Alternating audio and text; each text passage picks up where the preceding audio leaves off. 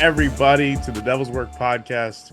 I'm your host, PsydeShow, along with Skeptik right here. We watch the world's most fucked up movies and tell them back to you so you don't gotta watch them, but you should. Today we are covering a fucking masterpiece, a real doozy of a film. We're covering Brandon Cronenberg's Possessor. This man, oh boy, this is a movie right here. This is a movie ass movie. Let's just say the apple does not fall far from the horrific congealed flesh monster. The Like, fucking text you sent me when you said you were watching it was so what good. did I You say? said you said I watched this and I was thinking, what the fuck is in this bloodline? That was honestly, I was thinking that when it's after we're introduced to Colin, Mhm. they're walking into this building Yeah. and everything is very yellow and the Hmm. walls are all just so insane and textured and Yeah. Yeah. spiral and like there's like inset ceilings and stuff, and I was Dude. just like, how do you even find places Hmm. like this, Hmm. Yeah, yeah, like 100%. That location scout fucking went off, dude. That was insane. for some reason that was the scene that made me go like, oh, okay, this is a guy who's not just doing what his dad did because Yeah. like his dad is a carpenter and so he was just there all the time, so he was like, oh, this seems like the Yeah. thing to do. Hmm. This is like clearly what he loves as well. It's such a fucking fascinatingly written film. Like such so layered too. Like so layered. So, like the writing is layered, the fucking performances are layered. Everything about this movie is so fucking distinct and like complex. And you're right. It is uniquely his. It is not something that it feels like dad did it, so it's up to me to carry the torch now. It feels very, very natural. Like someone put it as a natural evolution from what Cronenberg, what Yeah. David was doing. Yeah, I think it's an interesting contrast to like the Jennifer Lynch boxing Helena situation where like it's still like Yeah, a very fascinating good movie, yeah, but from everything I read, like she just never really wanted to be a a filmmaker. filmmaker. Someone just said, "Hey, you're David Lynch's daughter. Do you want a Hmm. budget to make a movie?" Exactly. And it was a cool movie, It's a you great know? movie. Yeah, You go know? listen to our boxing Helena episode. That was Not such a great one. not at all disparaging her, but just as someone who comes from a family where everyone Of does the same thing hmm and like hmm I didn't want to do that. Yeah, yeah, You yeah, know, it happened to be construction, not a creative thing. But I exactly. completely understand what it's like being told like, "Oh, you're good enough at this. Just do it Hmm. because it's what you came from." Exactly. Yeah, yeah. You No, know. this is yeah, it's fascinating. I think again, I this might have been we were talking about it before we started rolling. This was probably my favorite movie I saw that year that it premiered, which I believe was 21. Well, Or it was says the it? movie is 20, but I don't know when it actually Yeah, but premiered. I think yeah, so around 2020. What is Oh, my well, favorite duh, movie? I mean, obviously, what am I Yeah, thinking? It was 2020, so it yeah. didn't, yeah. It didn't Everything premiere, everything yeah. was held back. What am I thinking? It's But almost like I have cognitive defects from yes, that period of my life. from the Great Pan Dulce. The Great Pan Dulce, So the yeah, the I, global panorama. yeah, the that's good. I love it. I love, and you're gonna see I have a lot of stupid fucking jokes in this script too. I enjoyed when I think one of my friends said it, the Panda Express. Yeah, exactly. Remember when the sky was red? What was that about? Yeah, dude, fucking. Anyway, this was one of my favorite movies that I saw that year, and it still might be one of my favorite movies, possibly ever, of all time, which is why I chose it so close to our lead up to 100. This is an insane. Like again, I'm just gonna be blowing this movie right up top, but like genuinely go watch this Well, movie. well, you better move over and let me cup the balls because this was an excellent way to spend my morning off. We gotta leave room for Jesus. That's right. So, yeah, no, it genuinely is such a fascinating film, and like you were talking about, like even the architecture of like the buildings that they shot in, the locations, the color palette. This film is fascinatingly like colored. It's Do you so interesting. do you ever look up stuff on TV tropes? No, I haven't. I like to leave that to you. I like to Oh, think that okay. you've done that section. I love the just the names of some of the tropes. Hmm. And the very first one because it's in alphabetical order and this one's a number is 20 minutes into the future, which is when this film is Oh, set. interesting. That's so funny. Yeah, because okay, I watched the making of documentary, and I like that you brought that up because that was something he was like talking about. He said he wanted it to set. It was set in a parallel or alternate 2008, Exactly. and Yes. he wanted I to think there's kind of like a news report that says like it's 2008. That's like Oh, just okay. I didn't even catch that. That's in the so back of funny. some scene. Yeah. Yeah, but it's so interesting, like with the cars that they have, like the setting feels futuristic, but the cars are like older and like beautiful, fucking beautiful machines too. They look fucking amazing. But like everything has such a weird off kilter feel to it. It just feels like Hmm. wrong. You know, it's so cool. Everything is very curated. Yes, yes. He's a auteur, like Extremely for sure. particularly. Yeah. Just like his papa. Oh yeah, 100%. Yeah, the details in this film are fucking mind-blowing. Like I was like the for one of the biggest things I want to point out just again as someone who does photography, the use of composition for this film, like the way he composes the actors in like the corner of the screen or they're like on the side or like just on the bottom, like the way that he guides your eye to them with like the cinematographer, which I actually meant to look up right here. I think his name was Kareem. I forgot. I forgot to look this up. But anyway, the segments while you look that up, Kareem they Hussein. thank you. That could not have been a worse name for a bigot to hear in passing. Yeah, no, Kareem did such a fucking phenomenal job, and the way he talks about it too in the making of is beautiful, beautiful. But the composition in this movie is it was mind blowing. Genuinely, I was like screaming. I was like, "That's a fucking shot, bro! Like that's a fucking beautiful shot." Yeah, it is. It's sequenced and edited very Yeah. well. It's a very interesting movie for a lot of Such a good reasons. one. So, okay, we'll get into it while we're getting into it. But just so the elevator pitch for it, the a company is using a woman who is using people to commit assassinations of like big CEO member or corporations, you know, like big like those the one we're focusing on in this movie is a data mining corporation. So she is kind of being tasked with possessing the body of someone else and committing assassinations and making it look like, you know, Yeah. a horrible accident. Yep, it's body jackings and murders and espionage and Oh man. it's one of those movies where the like stated plot moves so quickly that Yeah. you're like, "Oh, I guess that's the movie." And then it just goes into a third act you Yeah. could have never Never predicted. anticipated.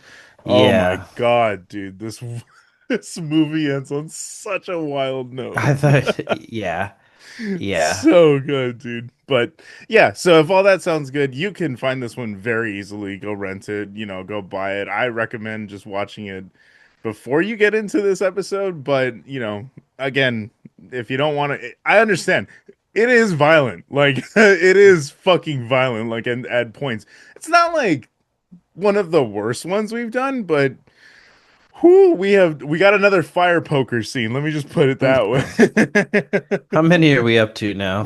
I only know Titan fucking being like one of the most memorable ones, but whoo, shit, this one is it's rough. So I understand again, that's why we do this fucking shows.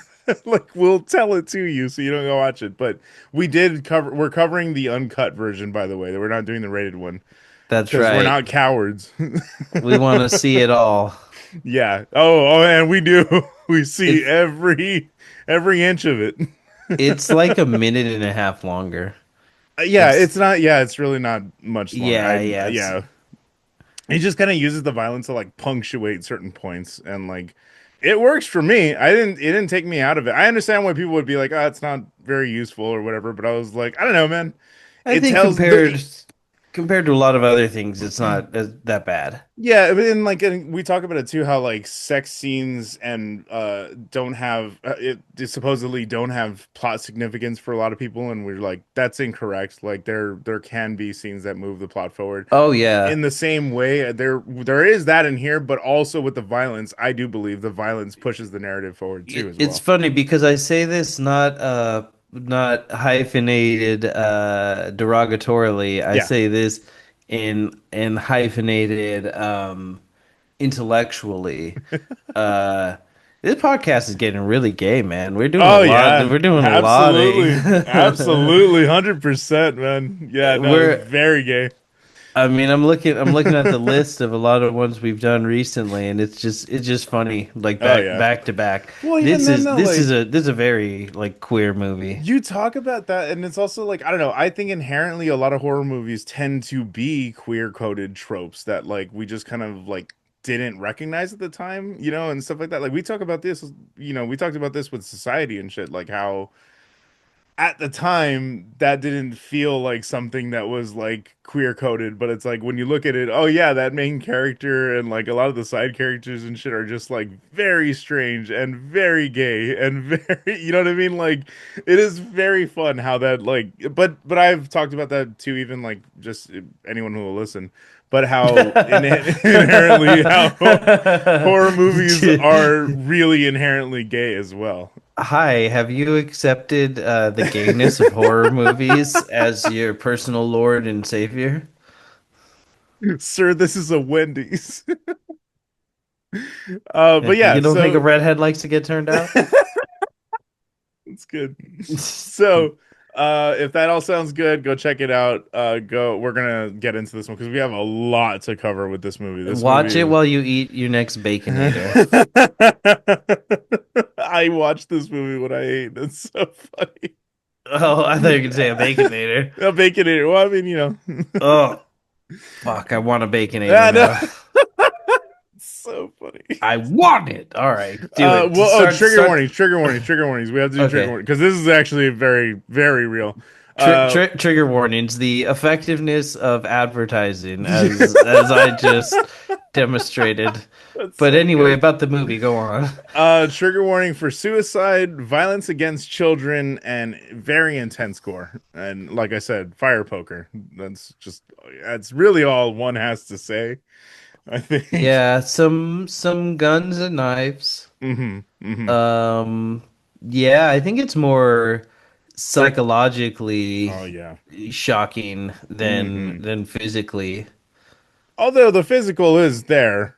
Oh, it is. I was gonna say it very much is. It is. It is. I'm not saying it's not there at all, but it's Yeah, definitely more uh psychological philosophical exercises very much so. of like what's gonna happen. Like I feel like this is like non-spoiler. Hmm. She goes into a man's body, Hmm. and Hmm. so and they mentioned like there not being a lot of uh necessarily compatibility between them. Yep. And so she's constantly sort of battling of like who am I, She has what's happening. no sense of self, really. Yeah, she's Yeah. very in Persona they call it like the Sea of Souls or the like Sea of the Human Heart or something like that. Interesting.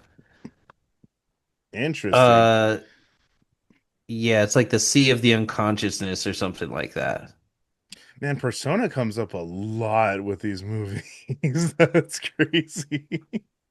Yeah, the sea of the unconsciousness, the sea of souls. But like Mm, that's kind of what it seems like is she's just sort of like floating in that yeah, yeah, yeah. of just like Like the river between Styx. Like, yeah, like yeah. between herself and him and Mm. everything and everyone else, you know. Yeah, it's so yeah, that's what I'm saying. It's fucking fascinating. But anyway, It's very interesting. Basically, the quick pitch being what if possession movie but person instead of demon. that's yeah, exactly. And that's probably what makes this one of my favorite type like possession movies, quote unquote, because of that. Because it's such a fascinating way that they presented this I like didn't expect subject. that to be at all what was Well, what it happening. was, So as soon as I like that, I was like, okay, this yeah, is like a yeah, shockingly fresh direction yeah, to yeah, take this idea. 100%. It's not my famous, ooh, I stacked the tables on the chair when you weren't looking. Exactly. You're strapping a woman to the bed and just abusing her. It's corporate Yeah. espionage. Yeah, it's fucking crazy, man. I mean, and again, we love Saint Luigi in this house. Because that kind of In comes into it. a nomina patri fili. I learned that from the Boondock Saints. So it could I be nothing. fucking love that. It could be nothing. It could be a real That's so Catholic funny. thing. I don't know. Oh man. Okay, so getting into it. A becca de bupo. God damn it. The film begins with a woman feeling around the top of her head and looking into a mirror. She drives some sort of large needle attached to a dial into her skull and begins turning it slowly. With each click, we see her facial expressions change from a slight smile to a look of horror, and then finally she bursts into tears. It's really cool. Like I love the knob. Every time she clicks, it's like click, click, click, click, and then like you see her expressions like forming. It's very unsettling. It's funny because it's a like, remember this for 95 minutes from now. Yeah, yeah, bro. Like, what exactly is happening is not explained for quite some time. So, in the next scene, we see her step out of an elevator into a fancy building and learn that her name is Holly when someone calls out for her. She joins a group of women all dressed in similar blue tracksuits as the one she has same tracksuits as the one she has on, sorry. As they make their way through a high-end party of some kind. Except she stops to admire the silverware that's set out, the knives in particular. Again, just shouting out Kareem's Hussein right here because the set design is fucking phenomenal in this like party scene. It's so beautiful. Kareem did the damn thing. Hell yes. Everyone is chatting and having a wonderful time when Holly walks right up to a man and stabs him in the throat. When the crowd scatters, she begins viciously brutalizing him on the floor, putting her entire back into it. It's funny. It's very contradictory for me to say. I know I said like, oh, it's not that bad. Like This one's bad. it's Yeah. not bad in terms of like the breadth of things that we've covered on this show and like Yeah. where things can go. Yeah. But in terms of like a depiction of a stabbing, Oh yeah. pretty brutal. It's pretty Pretty brutal. bad. Like Yeah. at the same time, it's like a bit elevated, but it's not a saw trap. No, it is, and you know what? You know Now what I that mean? I'm even making the connection right now, this really does feel like a Giallo film, like the Italian '70s style of like Giallo, like Suspiria. We talked about that one before. Like having the stark contrast of beautiful colors set against like violence and blood. I do think this really does fit the mold of a Giallo film. Now that I like really think about it, that's really funny. So when she finishes, she reaches into her bag and reveals a gun. She says, "Pull me out," and we hear a second voice overlapping with hers. She places the gun in her mouth, but is struggling to pull the trigger. The cops enter the room and she turns the gun on them, to which they respond with emptying their clips into her. And if that sounds like an exaggeration, to drive the point home, one of the pigs walks over to her on the ground and puts one in her head while she's still breathing. Which, remember that for later.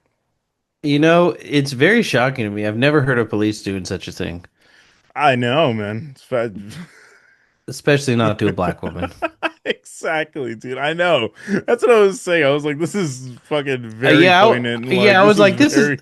I was like, I can't tell, and I'm gonna give Brandon the point. I mean, they are Canadian, so I'm Yeah, like, a part of me is like, is this tone deaf or is this poignant? I think And it's and I poignant. just have to believe it's poignant. Yeah. I believe it's Given the poignant. rest of the film, I just have to go for poignant. You I know, think we're gonna give him the credit. we're gonna give him the point. Thank you. That didn't deserve that, but So we cut abruptly to someone removing a large contraption from a woman's face as she struggles to catch her breath. We will come to know. hell of a Well, Freudian I mean, slip. yeah, she will catch her breath Hell of a soon. Freudian slip. We will come to know her as Tasia Voss. We hear a technician say brain death in the host confirmed, and our link is cleanly severed. We're done as Voss throws up into a bucket and sighs in relief. This is one It's of the hardest title cards have ever. Have you ever seen or did you ever play the original Final Fantasy VII? No, no, I've never played any of the Final There's like Fantasy. very specifically, I'll show you it later. Mhm. There's very specifically a character named Genova who is like an alien parasite that they're experimenting on, Mm. and it's a very like ecological message that the game has, and like big bad industrial corporation is the Yeah. evil guys. Um, but there's a part where there's this big like metallic thing that's in front of the Genova tank, and one of the villains like rips it up and throws it, and as he rips it up, like it has a face and it bleeds tears or cries blood and Interesting. everything, but it just really reminds me of like the contraption that's on her head. Like it's just Mm. the very similar. Like a shape, like the silhouette. Yeah, it's very just kind of similar Akira-esque. Yeah. I was Um, thinking like Ghost in the Shell. yeah, Yeah. very With all the Otomo. tubes. I had to Yeah. look up his name. Kazuhiro Otomo is Mhm. the author and artist of Akira and a bunch of other things. Mhm. It's very like his art style of like Oh yeah. industrial And tubes everywhere. talk about body horror right there. Akira is the fucking prime example of it. That's Yeah. yeah. Yeah, and one day we will end up doing Akira on this show. Like that, fear Oh, not. That will absolutely certainly. happen. But yeah. So the machine fucking looks incredible. So we see Voss sitting at a table staring blankly at seemingly random objects. Her boss Girder asks if she's ready to continue their evaluation after Voss apologizes and says, "I don't think I'm back yet." It appears to be some sort of debrief as Voss picks up some of the items and explains how she acquired each one. Her grandfather's pipe, which she smells, a framed butterfly that she killed and mounted herself as a little girl, something that she says she still feels guilty about to this day. She picks up a small metal tin and she says that it isn't hers, that she's never seen it before. Gerder tells her that the results appear to be normal all across the board. No evidence of charring and no false psyche from her time as Holly Bergman. It's Which I all love that you get it. You get that in context. Like you kind of understand what she means. You know what I mean? yeah. It's all it's like just follow along with us. You'll get it. Exactly. The movie It does was not hold your hand. I love it that. was interesting to me. There was something I think it may be during the next conversation that they Mhm. have, but she grabs her by the wrist and she's Yeah. using I her have it right pulse. here. I have it right here. Okay. Because that shit stood out to me too. I was like, what the fuck? Yeah. So she tells Voss that she looks surprised and asks if she wants to flag any anomalies during the interface. She asks for her hand and begins to feel her pulse as she answers her. She tells her Yeah. that it's very important she doesn't withhold information like that from them. She assures her that she's fine, and Gertrude tells her, "Good, because our next contract is almost finalized, and I can't have my star performer falling apart on me." And that was her giving her a lie detector test. Mm-hmm. She was Mm-hmm. literally using her pulse Her with her pulse. own hand to like give her a lie Fucking detector test. crazy, dude. I was like, Yeah, that's wild, dude. that's wild shit. Yeah, it just shows you the control that they have over her immediately. Like the hold on, the literal physical hold they have on her. It's so interesting. So Voss asks if she could take some time before the next job because she's been talking to Michael, her husband, and told him that she would spend more time at home. Gerder responds with Michael. Voss tells her, "Yeah, isn't he?" And Gerder tells her that she and Michael are separated, which almost looks like a realization she's having in real time. But she Yeah. tells her, "Yeah, I know, but I've been talking to him." And Gerder tells her, "You're not safe for them anymore, are you? You told me yourself that you've become a danger." And she says, "I said that?" Like so manipulative and God, like gaslighting should have been another trigger warning for this am one I for sure. tripping or is Jennifer Jason Leigh just like very typecast as that? Yeah, I feel like usually she when I very see much her, is. Yeah, she's like, I don't know. Are you yeah, sure? yeah, for sure. Like God, weirdly authoritative, but yeah, also a lot of I don't know, like just firm and aggressive, like but gentle. gently guiding you to fuck your own brain up. Yeah, exactly. So, in a heartbreakingly beautiful scene, we see her standing down the street from her family's flat, hitting the Benjamin button, rehearsing how Hmm. she's going to greet them. She does it over The and Penn over. Kingsley. Thank you. Thank you. She does it over and over, but clearly isn't feeling prepared to face them. And when she finally works up the nerve to ring the doorbell, her son Ira excitedly runs up to her and she nails her happy face performance. Michael Oh welcomes her yeah. back and from her work trip, and they all sit down for dinner. Did you mention the part about her being like, "Oh, I'm too full to have more dinner. Like, it's so good to see you, Yeah, honey." Like, she's like, "Oh, darling, it's so good to see you. It's so good to see. I'm absolutely starving. I'm absolutely like she's just yeah. rehearsing it. It's so fucking beautiful and like Yeah. immediately I was like, "Oh, that hurts, man. Like why does that hurt so much to see? You know what I mean? Having to like practice being normal for your family. Yeah. Oh, man. So such a fucking beautiful way of telling this story. They do she does a really good job of like portraying the broken, like Dude. not even a person anymore. Yeah, Uh Andrea Riseborough, she's yeah. phenomenal in this role. Yeah, Good I've God. definitely seen her in some other things. She's in Birdman, but I haven't seen Oh, I Birdman like forgot since it she was came in out. Birdman. That's right. Dude, that movie fucking rips. I She's love in that. Mandy. Oh shit, that's right. She's the fucking like the main one. That's wild. I forgot. Yeah, no, I love her so much. I absolutely adore her. And this was the first thing I actually saw Christopher Abbott in. He is now He's genuinely one of my favorite actors of all time, ever. he's crazy, dude. Beautiful, The way beautiful performance. the way he portrays like a person inside of another person and the two people Exactly. like He's the fighting dude like playing a dude dressed as another dude. somehow he like Nails it. it's hard to explain, but you really believe that that's like what's What's happening, you happening? know? Yeah, yeah, he is. I'm telling you, dude, we're gonna do at some point in this show. We will do On the Count of Three. It's another one of his movies that he did for Hulu. It was a smaller indie production that's fucking hard for me to watch. Fucking amazing movie. One of my favorite movies of all time. Again, he just happens to be in all of some of my favorite films ever. Mm. And this was the one that started it, for sure. Because I was like, bro, who the fuck do you think you are? Like, save some talent for the rest of us. Come on, sheesh. So good. Oh man. So later on, her and Ira are hanging out in the living room. She's watching a news recap of the murder she committed, and he's playing with some creepy looking doll.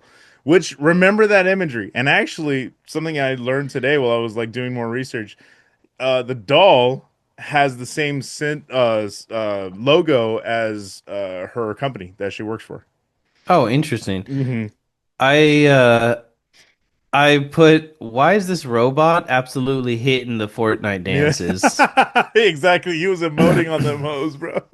I do love a blatant metaphor though. Oh yeah, It's yeah. like it's so in your face. It rides the line of being bad Too and much. brilliant. Yeah, exactly, dude.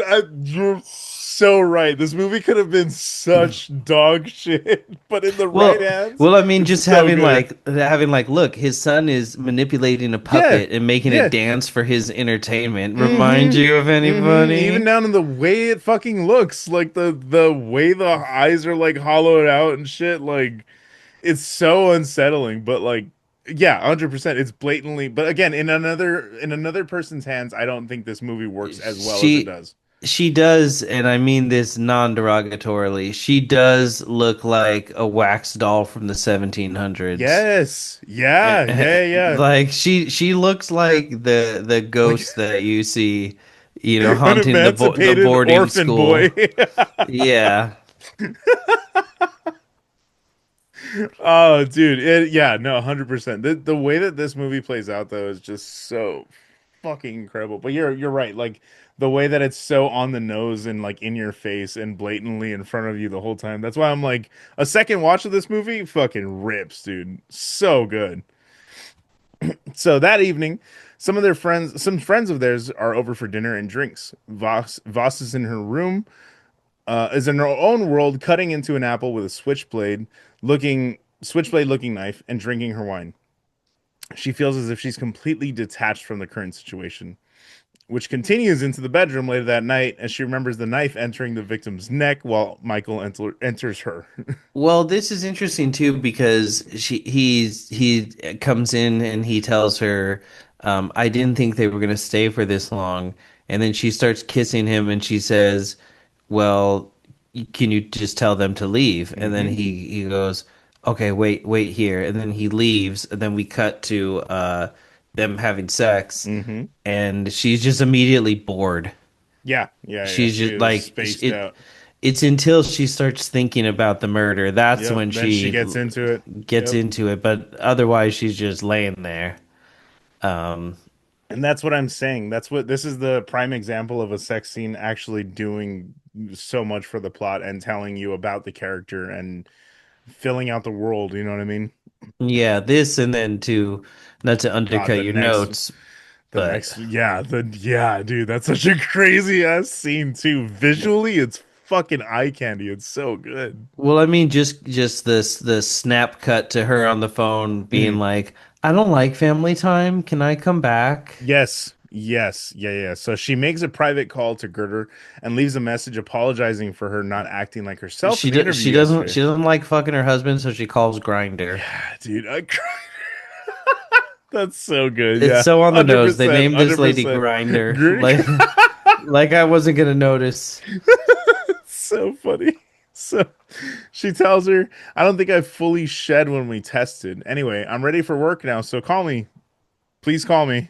Bye. It's so funny. She tells Michael that something's come up and that she needs to leave for work again. He asks her to move back in with them because he's tired of this, but doesn't get a response. She just blankly stares at his neck as a wound gushes blood. Very, very cool imagery. I'm telling you, this movie is just filled with fucking crazy shots. Really, really good visuals. She walks into Ira's room and goes to smell his hair, but it doesn't appear that she's able to pick up any sort of scent. Girder asks if she's losing her. She says she's becoming old. She barely recognizes herself anymore, and her body can't take the strain of the machine, which is why she's trying to find a replacement and was convinced it was going to be Voss. But she tells her that she sees her holding on to a life that she no longer lives. She says sometimes that's all it takes to lose control. That small thought, like a tiny fracture. Yeah, it's interesting because she reveals that she's grooming her and Mm-hmm. how much she needs her. And something that Mm-hmm. I didn't like immediately catch was that like how sensual every scene with the two of them is. Dude, it's so intimate. So intimate, especially with the top down lighting that they have. It's just like very centered on them all It's a the lot of time. them laying next to each other too. Exactly. Yeah. The way that shot is of her laying next to her is There's so good. there's a part of JoJo where Dio, like the overarching main villain, he meets this priest, and the priest becomes like his best friend and becomes like one of the main villains later on. and there's a part where they're laying in bed shirtless together, like reading books, and Just half dudes the fan being dudes. half the fan base is like, so obviously Dio fucked him, and the other half of the fan base is like, he would never do such a thing. And I'm just here to tell you he's canonically bisexual. But it's a very similar vibe. Slay. It's a very similar vibe to two half-naked guys going, Yeah. "Hey, look at this print of the Mona Lisa." Like, mm, yeah, it feels a little weird, buddy. So good. Oh man, that's so fucking funny. So now they're just roommates. Yeah, history will say. So she puts she puts up images on a projector of the last job she did. Elio Maza. She asks her why she stabbed him when she was provided with a pistol. She tells her, I don't know. Maybe it seemed more in character. She asks, whose character? When she doesn't answer, she asks her, do you want this? And when she doesn't answer, she says, good, good. Yeah, a lot of like relationship questions, like mixed Mm-hmm. in with everything Mm-hmm. else. Yeah, yeah, you're completely right. That's so funny. Do you want this? That's so funny. I didn't even catch that. So we cut to the case briefing.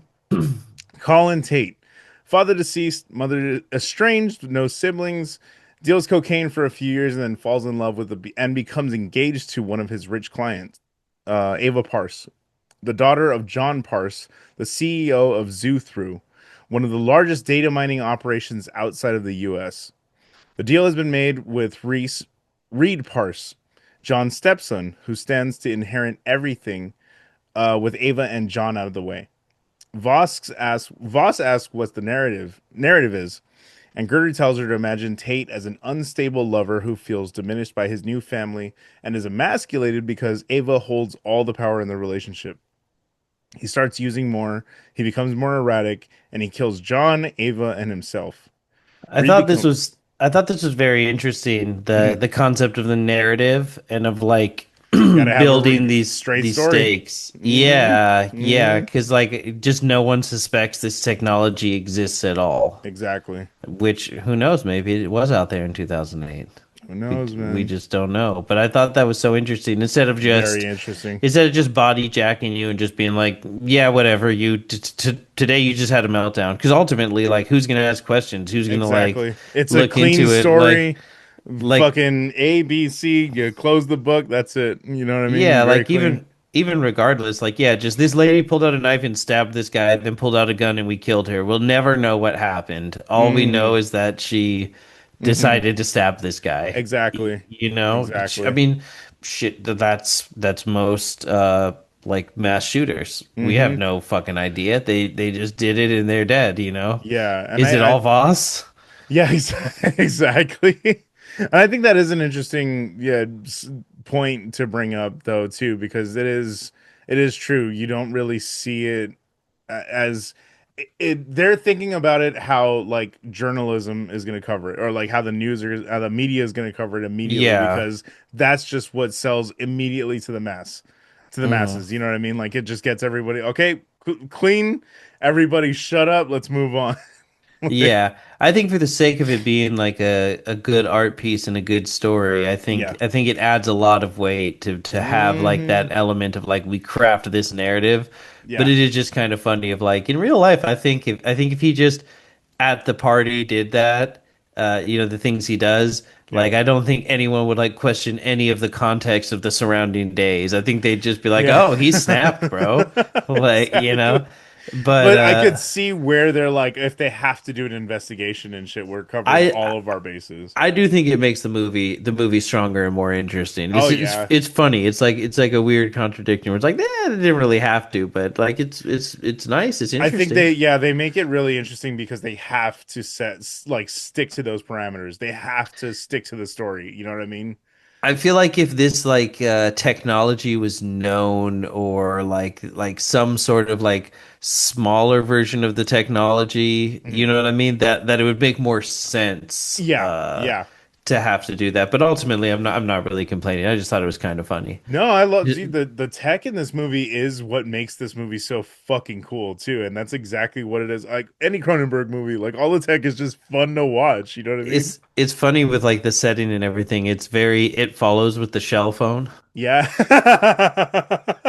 that's so funny. Absolutely. So, Reed becomes CEO. This cracked me up. She's continuing on. She's like, Reed becomes CEO. Cry, cry, cry for the cameras. Clean tragedy. No one asks any questions. According to corporate, the real target is Zoo through itself because once they own Reed, they own the company. That's such It's a just fucking insane. that was such a just like perfectly suited to Jennifer Jason Leigh line, Yep. the cry cry cry. Cry, cry, cry. I cracked up when I fucking heard that. It's so funny. So in the next scene, we see Voss doing recon for the job by watching Ava and Colin from the building across from them. She's mimicking Colin in preparation to pilot his avatar. She sees him walk up to Ava from behind and is like, "Let's go get food. Let's just go somewhere." And you just see her kind of like trying to mimic and stuff. And it's a really interesting little scene. I love that she's like already trying to mimic his mannerisms and the way he speaks and stuff like that. So Yeah, she has to study him. So in the next scene, we see Voss. Oh, sorry. For some reason, there seems to be a sharp pain in her right hand, and we linger on it for a second. And I said this not knowing really in the movie what, like, while I was taking notes what it was about, and I was like, oh, it's her time in the machine. Literally, Gerger was Mm, talking about that, how it's taking a toll on her body because she spent too much yeah. time in the machine. So it's like, oh, okay, that's what you're seeing. The physical ramifications of her being in there too long. That makes sense. Hmm. So next, we see Colin lying on a stretcher with an oxygen mask on, and we hear Girder's narration as we watch people drill into his skull. After initial binding, you'll be locked in, but no loss of control will be permitted during this performance. Our completion target is John Pars's dinner function. It's scheduled for the night after tomorrow. Intermediate time will be used to establish Tate's instability. Dr. Mellis has rated your compatibility at only 3 days, so there's no room for error. If we have to keep you in longer, the damage to your brain will begin at category C, which I'm not willing to risk. The implant web will begin to dissolve after 5 days. Use the calibration device at least once per day, more if you suffer persistent disorientation. She also relays that his irritable bowel syndrome has intensified recently, so moderate to severe pain in the lower abdomen would be considered normal. We see the Hmm. team begin to prepare him for the same machine shown earlier. Only now it's in a van in a back alley and not the elegant room that Voss is in. Yeah, they just pick him up off the It's fucking street. next to a fucking dumpster, dude. So random. Do they show Performing. him? Well, they don't show him. They just show them literally like wheeling him into the back. Like I don't think they show him Okay, they getting don't. like kidnapped. Okay, Yeah, okay, yeah, yeah. So as they're getting ready to send Voss into the machine, she makes a crack at the technician about making sure his levels are right this time. He tells her, "My levels are fine." She says, "Just keep me really deep. I don't want any problems." "Sure, Miss Voss. I'll keep you in nice and deep. Just make sure you pull the trigger on the way out." What the fuck is that supposed to mean? She says. yeah. Yeah, So funny. So we're she treated to knows. exactly. So we're treated to one of the coolest scenes in the film as they begin the procedure, and we see Voss's body begin melting away like a wax figure as Tate's body Oh, does the this same. was crazy. I Yeah, wondered so much how they dude. did this. Like They and what it was practical. It was practical. They were like I wax I would molds of them. I had a feeling, Hmm. but I was wondering like how exactly you achieve it because it's not like really melting. It's more like it's like the opposite of melting. Yeah, like it's Like for like well, it's her. So we it's see her first, her mold first, and then it starts to melt, and you see the features go. You see the hands start going, and then when we see his mold, it's happening in reverse. It's like forming. yeah, but in a way where it's not so simple as simply they melted both, played hers forward, and then played his backwards. Mm-hmm. It's like more involved of a process than that. And Yeah, like yeah, yeah. words kind of fail me here, but No, for it's sure. such an interesting sequence. Yeah. It's so like you're usually more the one going, cinematography and Hmm. framing and blocking and all of these things. But this Beautiful to look sequence at. was just such a ride of Hmm. like um yeah, I just couldn't look Fuck, away. speaking about Mandy, like this reminds me of a Mandy sequence, like something like that, just super psychedelic and like trippy visually. Which like we start seeing this was really cool. This one like fucking tripped me the fuck out when I heard it. So the way that they achieved the scenes of those shots where she's just like or where the two of them are coated in red lighting. Hmm. So the way that they achieved that was you see that and you think, oh, okay, they just did that in post and they did like digital altering with like the lens flare that's happening in there. You see just like burning, like it almost looks like film that's burning while you're seeing her in that other like heads in his head. What they did was that they put a red gel over the top of the lens, shot through that, and then someone off camera was pointing a flashlight at the camera ever so slightly, like in just weird little like ways. So the way that the light played with everything, they had to also so you see a lot of blood also in these scenes, and the way Hmm. that they showed the blood was they made it green because it pops better on that with that filter. So all of that was done in camera. None of this shit was like CGI. It was so fucking cool to learn that shit, dude. That's crazy to Yeah. like learning how much of this is practical Damn near because all of it. Damn near all of it. that's crazy. I assumed it was a blend. Yeah, and I mean, I'm sure there's like light touches of stuff in there. Like even they said there was like light things, but it really is all done in camera. Like one of my favorite ones that we're gonna get to is I'm gonna explain how they did the floating anomaly thing. That's so fucking cool. Yeah, I'm So interested cool. to hear that. So cool. So I and then right here too, right after we see the transition from her body melting and then his reforming. I love the use of the drone shots here that convey the point that that Voss is like disoriented when she wakes up in his body. Like, cause the shots are like kind of spinning ever so slightly, and they're like not centered, and it's like very slowly turning. It's fucking so cool, dude. Tate gets up and slowly examines his surroundings, some dirty clothes, as well as his penis. Ava wakes up and gets her day started, making comments about As Tate's well as his behavior. penis. Yeah. That almost got by me. So she's making comments about his behavior. What's with you today? You've gone strange on me. Something to note here is that Tate is eating an apple the same way Voss did earlier with the knife. I thought this was really interesting too because someone online had said like you just have such an intuition for people like just being the same look as someone Hmm. like you know what I mean like Hmm. there'd be things that you'd probably notice immediately as Yeah. being like Especially being someone's partner, yeah, like exactly, someone's living with living them. living Like, partner, yeah, yeah. exactly. Yeah, it's fascinating how they do that. I love that because initially she's like, "Oh, well, you're in a good mood today," and then she asks him about how his trip went, and then he's like, "I was fine, it was just really thrilling and all." And I, she was I like, "The fuck is wrong with you?" I feel like it's within his like speech patterns and everything. I think it's just an Mm-hmm. invisible Yeah, thing she's picking she's up just on. picking up. Yeah, she's sensing Just something's wrong. just something she intuitively knows, like that doesn't, Yeah, that doesn't track. Yeah, there's like a millisecond off in the way you're saying this. Like something she yeah, wouldn't be able to explain, yeah, hundred but percent, but but hundred just percent. but just knows that it's that Mm-hmm. it's that it's kind of weird. So when she walks away, he sees a small pebble spinning and floating in midair. When he reaches out to grab it, it vanishes.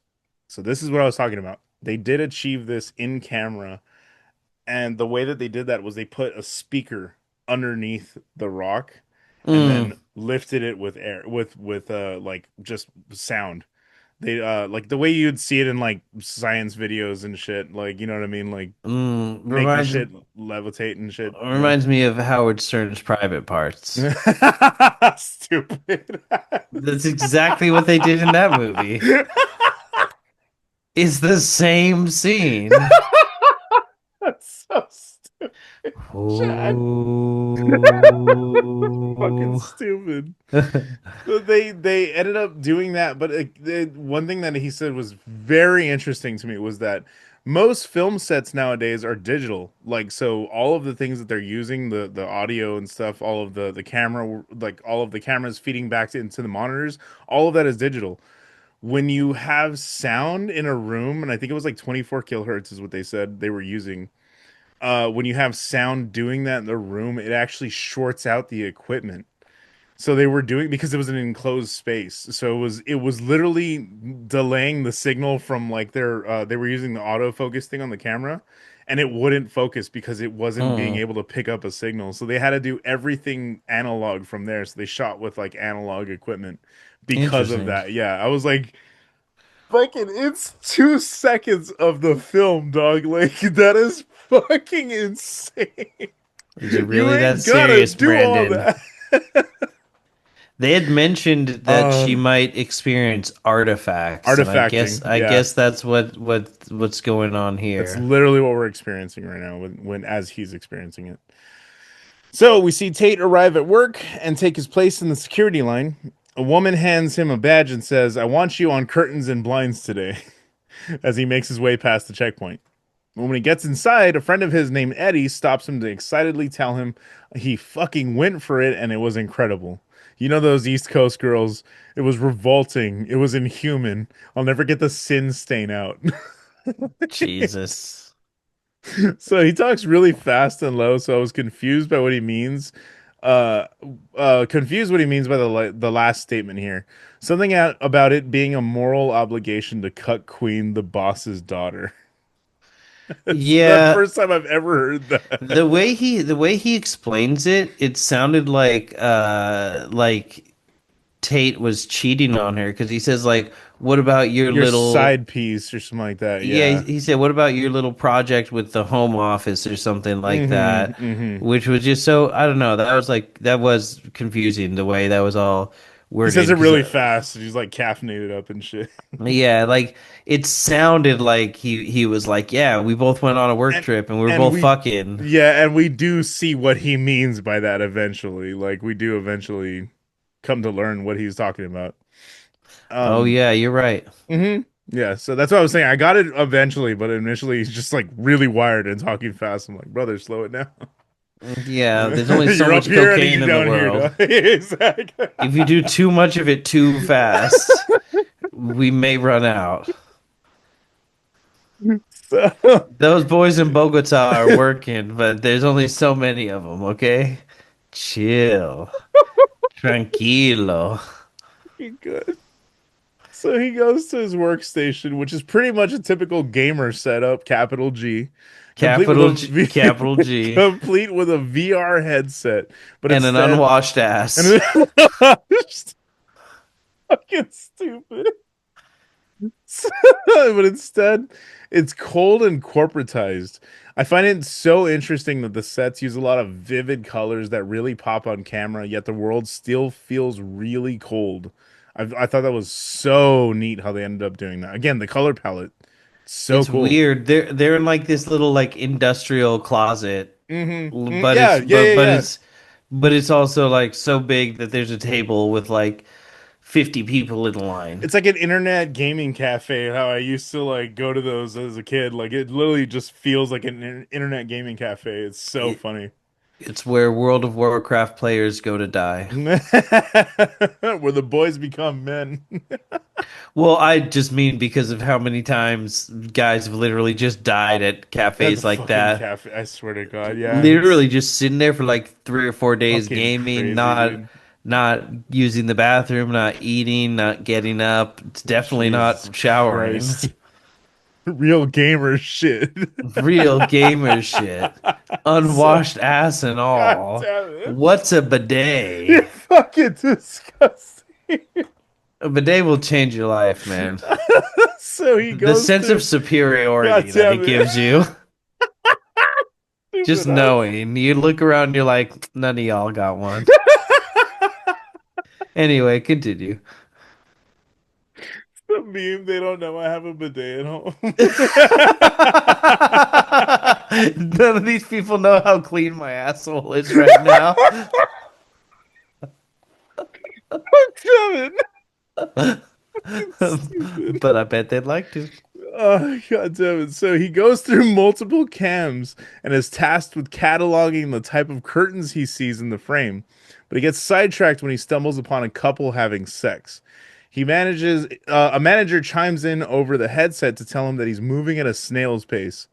Soon after he gets back to work, he gets a sharp pain in his head, and we see the same floating pebble suspended in place. And when he goes to touch it, it appears to hurt his finger somehow, and he leaves to his station. But it's interesting that he touches it with the same hand that Voss fucking got the sharp pain through earlier.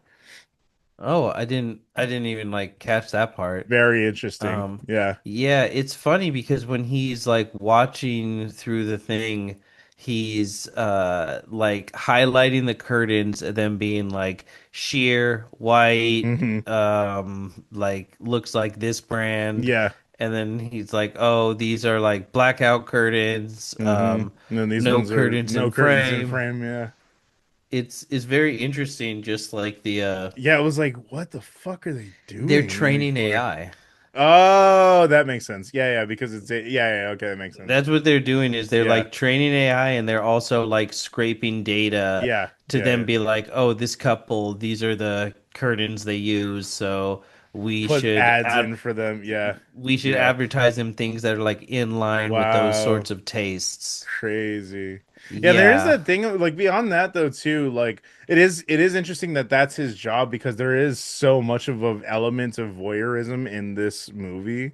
Like watching something happening and for like even her, she's watching Oh him. yeah. You know Oh what I mean? yeah. She's watching how he acts and stuff like that. He is watching other people, how they act. It's Voyeurism, so lack of interesting. privacy, Yeah, capitalism, all capitalism, yeah. all all huge themes. Yeah. Specifically, lack of privacy in a world focused on hyper capitalism Mm-hmm. to the point where like everything that happens in this movie is really about money and Yeah. Yeah. the small human element it's really about like wringing that out Mm-hmm. so that we can just focus on making money. You're too focused on a life you don't live anymore.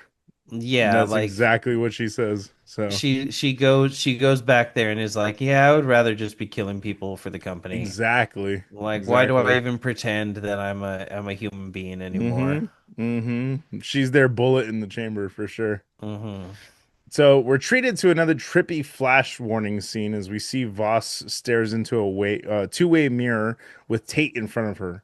Her face is severely scarred or burned on one side, and we also see flashes of Ira looking distressed with a wound on his cheek. That's so interesting, like just fucking crazy. Again with the red flood lighting thing that they did or like red gel thing that they did over the camera. It looks so cool. And they're like screaming and shit, but like the way that they're looking at each other behind the mirror and then like at one point their faces literally like mold together. Like they're like fucking Yeah. like society. Yeah, when Literally they like like society type shit. when they're like stuck together at the Yeah. face and Yeah. then he like rips her face off and it like It's so becomes part of crazy. part of his face like Yeah. yeah, it's very interesting the like again, it's just like in the blood, like Hmm. this ability for them to visually storytell on such a Exactly. level. I wish there was another way to phrase it because I feel like they're like such a level beyond. Yeah, But exactly. Because it's like when you again, like you were saying, auteur level shit. Like this is not regular levels of filmmaking. Like these are people who look at every detail in a painstaking manner and like prepare it. Like they said for years they were like talking about this movie before they actually started shooting it. So they were all really well prepared when they went into these roles. So again, that's you only get that when you're like an auteur. That's crazy. That's a crazy level of Like preparation. commitment and shit. So when Voss wakes up on the floor, Gerder gets on the comms to ask what happened because they just recognized a spike in her vitals on their end.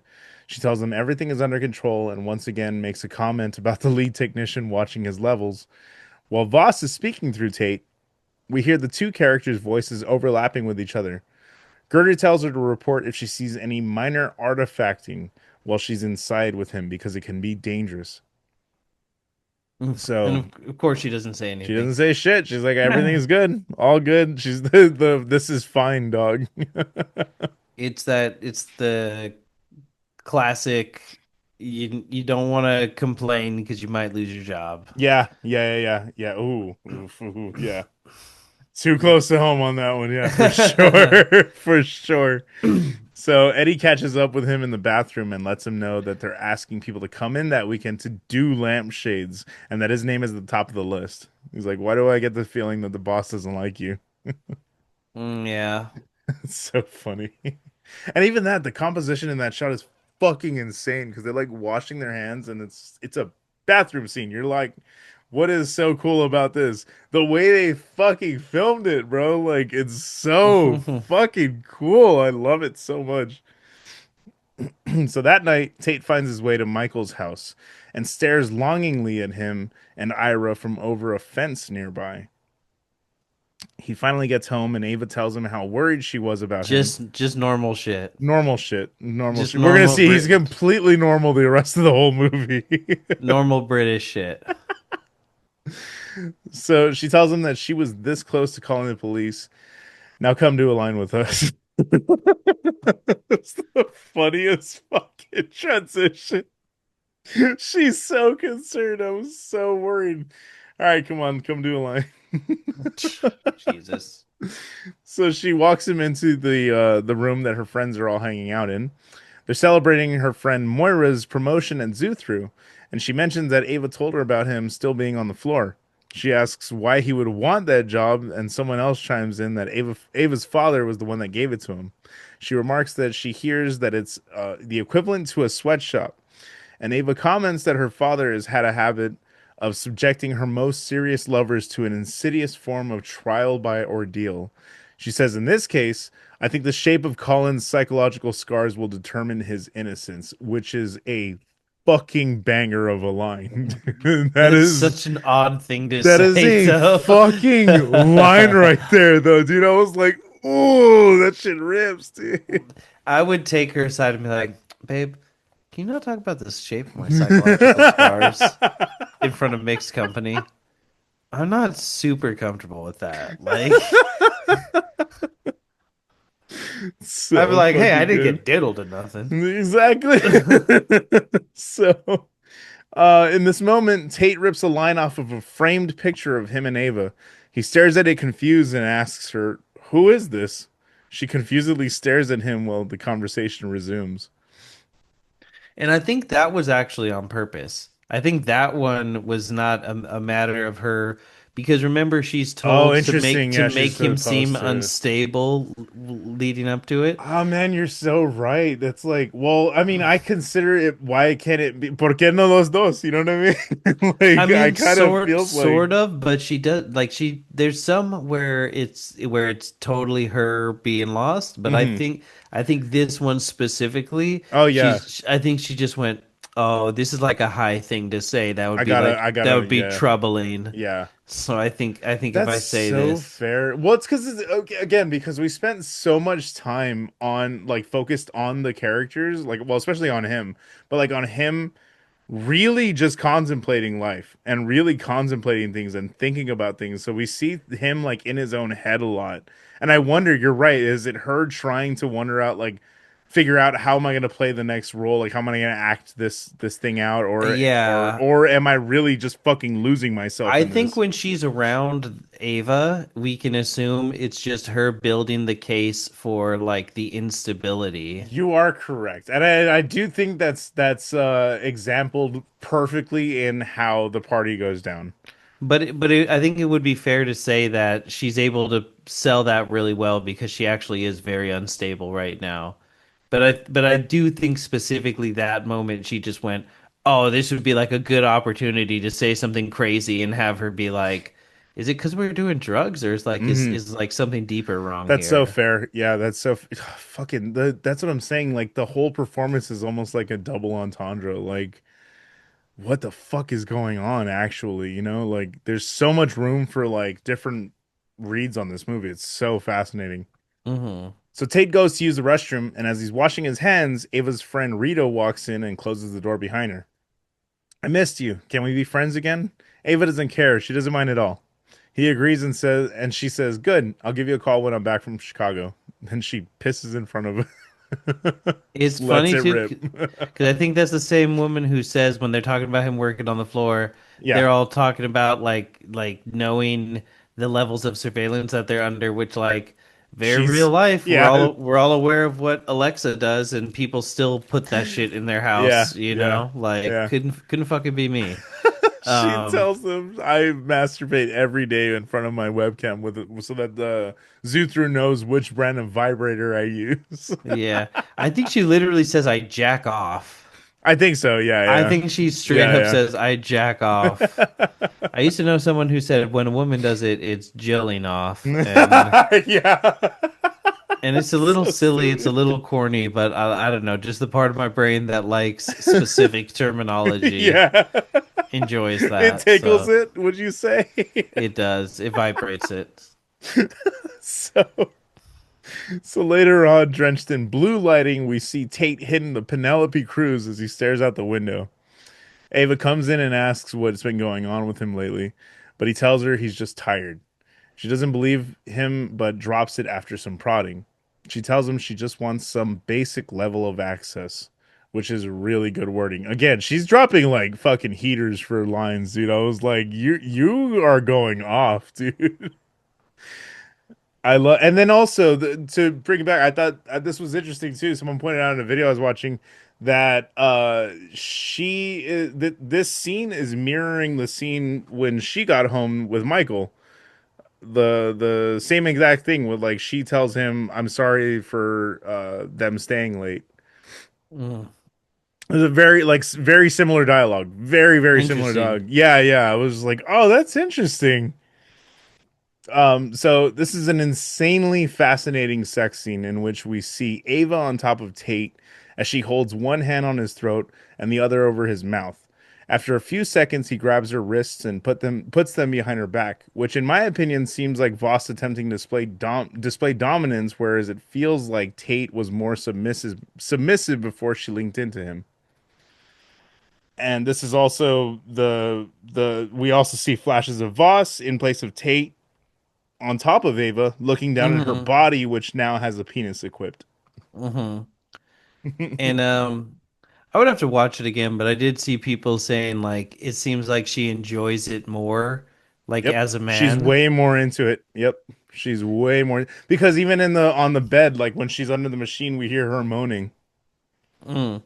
And I wonder if it's because it is a man or if Mm. it's because it's somebody else. If it's just simply that it's a body other than hers, that she's I, just not I her would, anymore. yes, I would agree that it's more that than anything Yeah. because of the hesitancy we see to pull the trigger. Yeah, I think this movie is more about like two women in love or a woman manipulating another woman's love for her Hmm. more than I think it's just happenstance that Colin ends up being a man.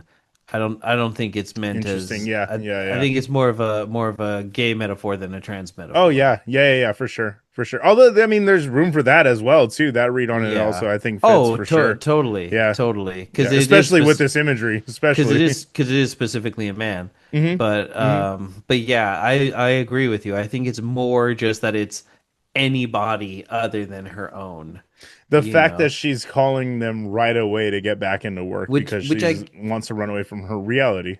yeah, which I guess in terms of like just wanting to like I feel like it would more make the argument for like fluidity more than Yeah, like yeah, yeah, yeah, for sure. you For know. sure. Yeah, yeah. This is a non-binary tale for sure. Yeah, yeah, I would say Yeah. more like non-binary than like that she wants to be a man specifically. Yes, yes, yes, specifically. Yeah, you're right. So the next morning, Voss gets in contact with Gerder and tells her that she's now fully synced with the host. But Gerder tells her to recalibrate just to be safe. And when we see Tate staring into the mirror with the same contraption Holly was using in the beginning, doing the same thing and like turning the Mm. knob, the facial expressions changing. Now we arrive at the dinner party where John Parse gives some dumbass speech about boredom being the catalyst for great things. I've It I've was so eye I've rolling. I was like, I'm not even gonna bother to write the whole thing I've down. sat through so many of these. Yeah. I've sat through so much of that bullshit in the last like 5 years of working. Oh man, I'm so So you're a much fucking just real soldier, dog. I'm like, just shut up. Like Exactly. you It's have like, and no now everyone you idea. watch as I blow myself. You have no idea what it takes to actually do the job that Yeah, yeah, yeah. you capitalize off of, you fucking scum sucker. Exactly. I know. Oh man, love you, Luigi. Mhm. Later on, Ava takes Tate to speak with her father, who tells them he and his colleagues were just discussing the psychology of failing as a parent. So fucked. He Ridiculous. then berates him in front of them, and the couple wanders off. He is such a fucking asshole at every turn. Like I get also like I'm not giving him any credit, but like I get it. Like Colin was a fucking coke dealer, so I understand that he wouldn't be happy about her decision to fucking be with him, you know. But it's also Right. like fuck you, I won't do what you tell me, exactly. So specifically. Tate finds somewhere private to contact Gerder and she tells Voss that she wants her to get into a fight with John, get herself thrown out, and then come back later to finish the job. I'm And sorry she to does. say this, but don't you wish your baby was a girder baby? Stupid. Yeah, I'm sorry. Move. You can move. You can move right past Tate, that one. Tate drunkenly walks up to John and tells him that he demands an apology. John verbally shits on him one more time in public and tells him to leave. He replies with, I'll leave when Ava's done with my fucking cock in her mouth. When security tries to get in between them, Eloquent. this is my favorite fucking line in Eloquent. the whole Don movie. Rickles rolled over in his grave. Uh, So good. um, Complimentary. Exactly. So when security tries to get in between them, he starts shoving them and screaming, You think you can step on me? I'm a giant. I'm a fucking giant. So fucking It's good. I was like, yes, bitch. It's fucking amazing, dude. it's Uh, it's it's very sad because it really is just like it's you, this you know this what it fucking is. guy. You know what it is. It's Denzel in Training Day. It's Mm. King Kong ain't got shit on me. Yeah, from a much less qualified guy to be Uh, yelling it. Dude, I've no man, fuck that. That's my boy, man. I love Oh this man. no. I love, Okay, yeah, okay. yeah. No, I love this man, dude. No, I I mean fucking this character. yeah, yeah, the character for sure, for sure, for Yeah, yeah. sure, for sure. Same reputation or same job, like his path. He's got like the same Oh, career, that's funny. They have more in same common that they career. have more in common than they don't. Um, So good. and then he calls her a fucking bitch. Yeah, so Ava comes to see what's going on, and he screams "fuck you, bitch" in her face as she's carried outside, and he's carried outside and punched in the gut before getting tossed on the ground. Hmm. We cut to Tate still on the property, standing outside as he watches Ava and her father sitting in the dining room table together. I was like, okay, so the next 20 minutes are going to be like a high stakes infiltration and Yeah, all this no, like I was like how much is he going to have to ingratiate himself and yeah, how much is yeah. going on? No, he just walks into the No, house. he walks. So It's pretty funny. it's really good. So he reveals a gun and cocks it before making his way inside the house. Before he reaches them, he stops to grab a fire poker. The drinking and commiserating about the situation, she tells him that he pushed Tate too hard and that she's going to bed. He tells her, "Why don't you run off?" He tells her, "Why don't you run off to Dubai with your mother then?" Once she's gone, Tate enters the room and sits at the table. John asks him, "What is this?" as he places the gun on the table. "Get out before I call the police," John tells him. "Why don't you make me?" Tate replies. John gets up from the table and says, "I'm drunk. I'm going to bed," before attempting to reach for the gun. But Tate jukes the absolute shit out of him and then proceeds to brutalize him on the floor with a fire poker. He like jumps to the side Dude, and he then does a whole fucking sideways juke shit and then fucking hits his shit. It's yeah, so crazy. just like a slash across the throat. Like a Just fencing move. Like legitimately he pulls like a fencing move. It's yeah. so fucking cool. I was like, "Whoa." It was very strategic, Hmm. very unnecessary, but it Mm. also builds the pattern of her She like likes it. she likes to get hands She on. she likes to play with her food for sure. Yeah. For sure. Yeah, and she ends up like stabbing him through the mouth like down into his Dude, in a brainstem. fuck, oh, you hear the fucking snap when it goes in too, and then the twist coming. I was like, oh my god, And then man. the popping out of the eyeball. Oh, dude, the eyeball is the worst, man. Like that's the scene. I'm just like, man, you put all of your effort into this fucking scene. Like that practical effects crew went the fuck off Who for has a this scene. worse knife in the eyeball scene? This or in my skin? I'd say this. This is way more. This is way, way more detailed. Feel like we watched another thing recently with like Like eye eyeball gouging, popping. Yeah. probably. Then the eye gouging is rough for everybody, man. So An eye for an eye. an eye for an eye. He stabs him in the mouth, and in that moment, Ava walks in. She tries to flee, but Tate shoots her several times. As John lies there bleeding on the floor, Tate takes the poker out of his mouth and a few teeth with it, but then pops out an eyeball for good measure. Tate walks over to Ava as she's crawling away and puts one in the back of her head. As another insane montage of nightmare fuel happens, sorry. As Tate puts the gun in his mouth, he says, "Pull me out," but can't pull the trigger. We get another insane montage of nightmare fuel, flashes of the two of them screaming in agony. Their faces tear apart from each other as they're fusing into one. And Tate grabs a shard of broken glass on the floor. We see a moment of hesitation before he screams out and stabs the shard into the back of his head, the Mm, same area as he's been like plugging into and yeah. recalibrating. Yeah. So everything fades out for a second, and when we see Voss in the machine, she spits up a concerning amount of blood while the device is still attached, and we hear monitors going off, signaling that something is wrong. It is very from the anime school of thought of where like every body has like 50 gallons of Yeah, yeah, blood yeah, inside of yeah. it, I you was know? like, oh no, Like she threw up such an amount where I a was like lot. Like, I just went, "Oh, she's dead." yeah, yeah, yeah, for sure, I just for went, sure. "Oh, she's dead. He's removed it from his head. It's too late, but now he's coming for them." Is like what where I thought we were at after that That's moment. it's a fair read, fair read. Because So we again, see it's just so much fucking blood. it's a lot of fucking blood. They did a really good job with the blood in this movie. It's a straight bucket of Kelly Moore. Yeah. So we see Tate walking down the street with bloody clothing. He ducks into an open garage where there are people sorting some laundry of some kind, and he takes a handful. Back with Voss, a technician tells Gerder that her agent is stable but non-responsive, as she was unable to maintain control over the host's will. They are now tracking Tate as the dominant in the body.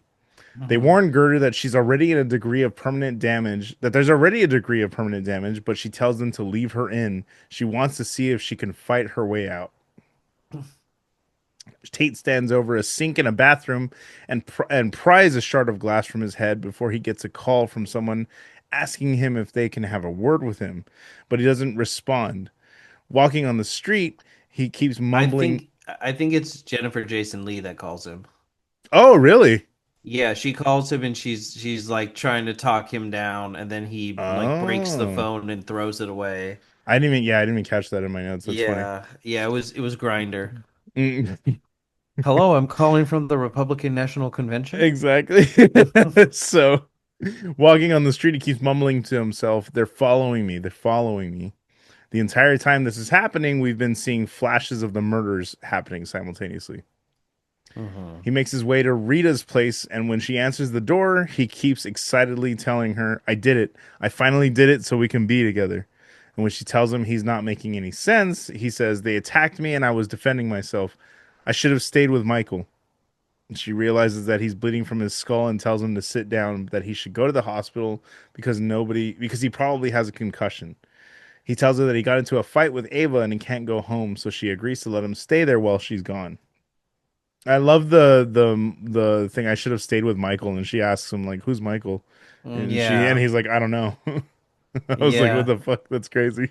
Yeah, and the it's interesting that like not knowing anything that was going on, Mhm. his self-preservation still kicked in of, well, I'll just go to the other To woman's Rita's house place. Yep. and I'll just tell her I Yeah. did all this so we could be together and Yep. hopefully she'll like hide me. And when she like doesn't respond to it, he's like, just lie and hide it then. Like it Mm-hmm. probably wasn't a good Mm-hmm. idea Mm-hmm.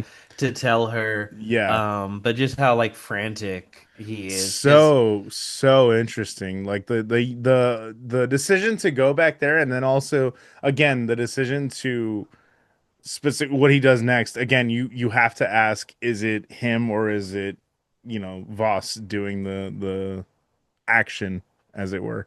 yeah, I think at this point it's pretty clear it's him, and then we start to get the visual indication of who it is, Mm-hmm. Mm-hmm. like beginning in the next couple So scenes. fucking good. I love this goddamn movie. So she goes to take a shower, and we get a glance of her red suitcases packed and waiting by the door. He stares at the TV playing footage of a matador antagonizing a bull and whispers, "Darling, of course, darling. Starving, absolutely starving." He takes the gun out of his jacket, walks over to Rita in the shower, and lifts the gun to shoot. Only now we see Voss dressed in his clothing, holding the weapon. It's Hmm. so cool how she's split in two, where there's like half of her is visible on one side and the other half is behind the two-way mirror. Hmm. It's so beautifully fucking framed, man. Yeah, I think at Oh, this point, basically it's him unless they show us that it's her. mm. Yeah, yeah, So yeah, yeah. Make like her subconscious is like in the driver's seat right now, but he is the dominant force in the like Well, in the body. well, no, they're fighting back and forth is what's happening. He's not like permanently dominant during this part. They're going back and forth. And so when we Mm-hmm. see her walking with the gun, she literally just is going, "Yeah, I don't have the power to make you shoot yourself, but maybe if I kill this woman, like then you'll just do it." They're warring inside of his body. Yeah, I got you. I yeah, got you. yeah. I They're fighting got at you. this point. So that Yeah, she yeah. just decided to do that, That makes which, sense. yeah.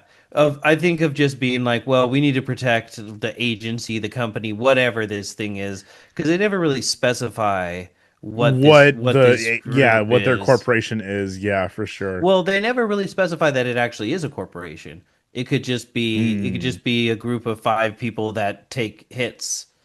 They keep Let. talking about the higher ups, though. That's the thing. She keeps saying like, "Oh, I have to talk to Mhm. the higher ups and stuff like that." So that's the only thing that made I me mean, like, that could still be a "You're criminal right. organization. You're Like completely it right." doesn't seem like it's like And a in this it's pl- like in a C corp fucking registered Yeah, with the that's what I'm saying. state, And you in this know? case, it's kind of like the corporation is the fucking bad guys. So yeah, I guess they're one and the same at this point.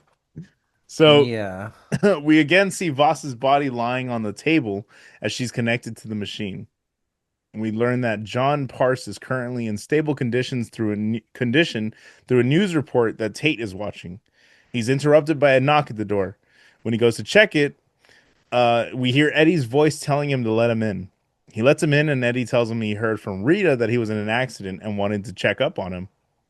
He asks Tate to get him a drink, and as soon as he turns around, Eddie shoots him in the back with some sort of stun pistol.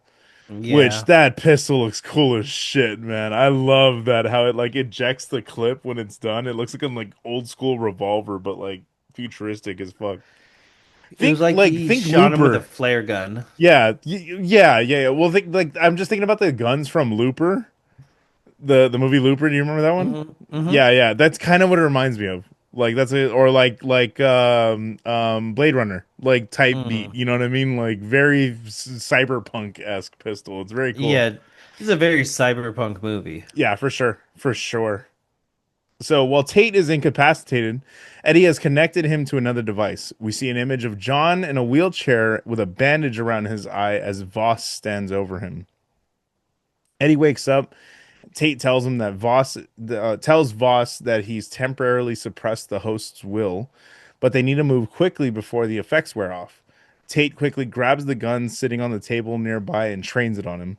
Eddie tells him that he was a plant set by Girder, who also happened to be the one who scouted Tate for the deal. So he says, I've heard a lot about you, the great Tasia Voss. It's an honor. I was a big fan of the Helio Mazza stabbing. Tate was just fucking crazy to say. Yeah. I love that he follows it up with this next line too. He tells him he gestures to him with the gun and says, "In the head. I can't seem to pull the trigger." He tells him, No. I'm a Christian." Yeah. Yeah, I was gonna point that out if you didn't. So funny. Yeah, the hypocrisy. Yeah, it's so funny. So, It's very funny to me because it's like I think I mentioned this before. mhm. Just the way religious people feel like they can like find loopholes and Oh like yeah, trick God, and you pray it away. it's just so You- funny. Like I've mentioned before, my coworker at my last job who is so devout, he like never swore and all these things, but then he's from Mexico. But then every now and then he'd be like, ah, hijo de puta, or like pinche this, or cabron that. And I'm just like, like do you I think see God the real doesn't you. do you think God doesn't speak Spanish? Like in Yeah. English, he'd be like, "Oh, like bull shoes," and like, like frick. But Malarkey. then he'll be like pendejo, and I'm like, you think That's, God like he's just not bilingual. the believing in an Oh, omniscient, yeah. omnipresent, omnipotent fucking It's the mental gymnastics that God, they have but to then do. but then you think you could trick him. Yeah, it's the mental gymnastics you have to do. Same thing with like Mormons finding ways around He like was like Mormon. that was again. There you go. That's what I'm saying. Literally Specifically. the exact same shit. Exactly. So he says, besides, Girder says that it has to be you. Distraught killer, can't live with the guilt. I'm just here to fix your head. So Tate agrees, and then they plug him back into the machine. Eddie tells him that he's going to run something called a pulse test, and we see Voss lying on the bed, drenched in red lining. Eddie, sorry about that. Ooh, lost my place. As Eddie flips the switch on and off, we see Tate make his way into the room. He straddles Voss as she's lying down and begins choking her, but then he stops to cave her skull in bubble wrap style before taking her face off and placing it over his The own the Leatherface way style. he keeps turning the red light on and off, and it's funny Yeah, because dude. this is very like in line with the language of like a regular schmegular possession movie of like you can see it sometimes, but you can't always see. So every Hmm. time the light turns on, you see You see him. him in the doorway, and then he's like, it turns off, and then he's back like closer to, but the side of her bed. It's yeah, it's Yeah. shot like a demon. Like he's And shot like a demon. It's so and the cool. way he pops her head, it is very like the way the bubble pops and just Yeah, like collapses yeah. is like just Literally, I so was just like, whoa, unsettling. what the fuck? And this whole sequence is so interesting because it's like him being like, you wanted to use me as a mask, but I'm going to use you as a mask. Like Hmm. I'm going to like turn you inside out, inside of my mind to like Exactly. assert my dominance and like control my body and like all this technology can't even help. But it was just the I'm image a of him fucking giant. and the image of him with her So good. distorted face over his is like Hmm. is so interesting. It's just him flipping it on her and being like, "Well, now I know things about you Yeah. because this Yeah. link goes two ways. So you wore me like a mask to like hurt the people in Hmm. my life. Now I'm gonna do it to you. Yeah, it's so interesting. When he puts on the mask, he starts getting images of the murders and everything happening, except like now you see the figure that's holding the knife or the gun or anything. It's him wearing her mask, her face. It's so interesting. Like it's like reliving the memories of it. And then the last thing we see in there, which is actually very interesting, like you're saying, he sees the image of her house, or Michael's house, I should say. So he knows where her family lives. Hmm. And I think at one point we even hear her say, "Don't do it." Yeah. Like, please don't. Yes, we do. So cool. So Tate wakes up holding the gun with fresh blood on his clothes and Eddie lying dead on the floor, blood running from his head. He goes to wash the blood off his hands and he sees Rita's body lying in the shower. Tate grabs the gun and points it at his head and mutters to himself in the mirror, "You fucking bitch. Do it. Do it. Do it." Just as he pulls the trigger, he falls back and chuckles to himself on the floor, saying, "You missed." There's a brief flash of Michael's house and he wordly says, "Don't do it." Hmm. Yeah, it's beautiful. Dude, it's fucking this guy, man. This fucking guy, dude. Beautiful performance, dude. Yeah, he does a really great job Fucking of portraying incredible. the internal battle. It's a fucking beautiful. It's one of my favorite performances that he's ever done for sure, hands down. But again, every movie he's in is just it's better for him being in it. Fantastic. Oh my god. And then oh my god, Sanctuary? Fucking let's talk about Sanctuary for a second, dog. Fucking that movie rips, dude. I'm telling you, like this guy's fucking catalog is insane. I love his movies so much.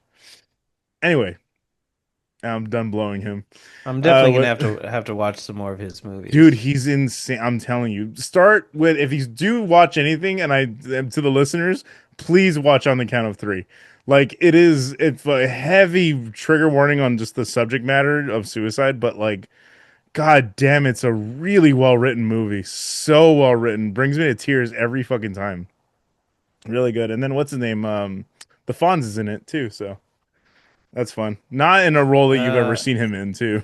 Henry Winkler. Henry Winkler, yeah, it is. It is. It is weird seeing him in that. I'll tell you that much. But yeah, anyway, go watch them. I love his fucking movies. I'm telling you. So we then see Voss in the machine muttering "darling" to herself, while we watch as Tate makes his way to the house. He hits the Penn and Teller for a bit before we see Ira hanging out nearby. It's hilarious because there really is a lot of vaping in this this, movie. this is all vaping. But Yeah, I also applaud you for saying it different every time. thank you. Is the next time you're gonna say the cow pen? That's the last one. Okay. Calvin, but I love that. He did say so. Actually, it's fun. I didn't even think I Penn was and gonna bring. Teller's an all-timer. Thank you. Thank you. I almost put the Pentagon, but I was like, I don't know. So, he did actually talk. Brandon did talk about this in an interview, which was so interesting, and I didn't think I was going to bring this up on the show, but he did say it is firmly planted in 2008 because everyone is vaping in the film. And also if Mm. you look at the vapes, they're like really like bedazzled and like personalized. A lot of them are very personalized feeling. And he said he liked from the 2000s fashion Japanese like culture of like tote bags and stuff like that, how they would always personalize tote bags.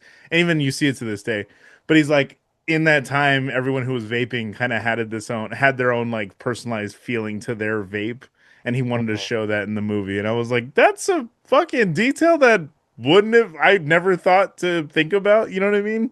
Mhm. But it's just again, the smallest fucking details are so fucking planned out so thoroughly and so well like just conceived. I don't know. I've just never thought to think like why would you fucking give a shit about the vape in a movie? You know what I mean? Yeah. So Insane.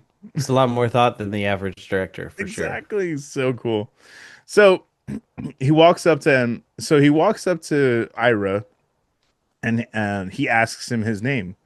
Then he tells him, "I think I know you from somewhere. Is that your house?" Pointing directly at it. Just speed running his way through creep dialogue. Hmm. Michael calls out for Ira to come back in. Tate Well, later. there's an interesting thing here that you Mhm. skipped over. Oh, That Ira tells him, you know, I recently found a map to a treasure down at the pond. oh, yeah, yeah, yeah, yeah. I forgot about that. I didn't even include that. Yeah, which more So on that interesting. later. Yeah, so fucking interesting. Tate later returns to ring the doorbell. When Michael answers, he tells him he's a friend of Tasia's and that he needs to tell him something, but Michael attempts to shut the door and Tate forces his way in at gunpoint, asking where Voss is and if he recognizes him. He says he needs to Do figure you out know what me? she Do yeah, you know me? yeah, he says he needs to figure out what Crazy she's thing done to to be him. yelled at you. So fucked up, dude. Yeah. And then he asks him, "You ever think of your wife as a predator? You ever worry about parasites like the cat? Just think about it. One day your wife is cleaning the cat litter and she gets a worm in her, and that worm ends up in her brain. And the next thing that happens is that she gets an idea in there too. And it's hard to say if that idea is really hers or just the worm. And it makes her do certain things, predator things. And eventually you realize that she isn't the same person anymore. She's not the same person that she used to be. It's got to make you wonder, were you ever really married to her or the worm? And the age old question, would you love me if I was still a worm? I was gonna say, this must be the thoughts keeping Cheryl Hines up at night. That's so funny. We went in That's different good. but similar Yeah, directions. yeah, yeah. That's fair. That's fair. That's so funny. She's like, I'm getting tired of eating raccoon that he found on the roadside. Is this maybe not the best marriage? That's so funny.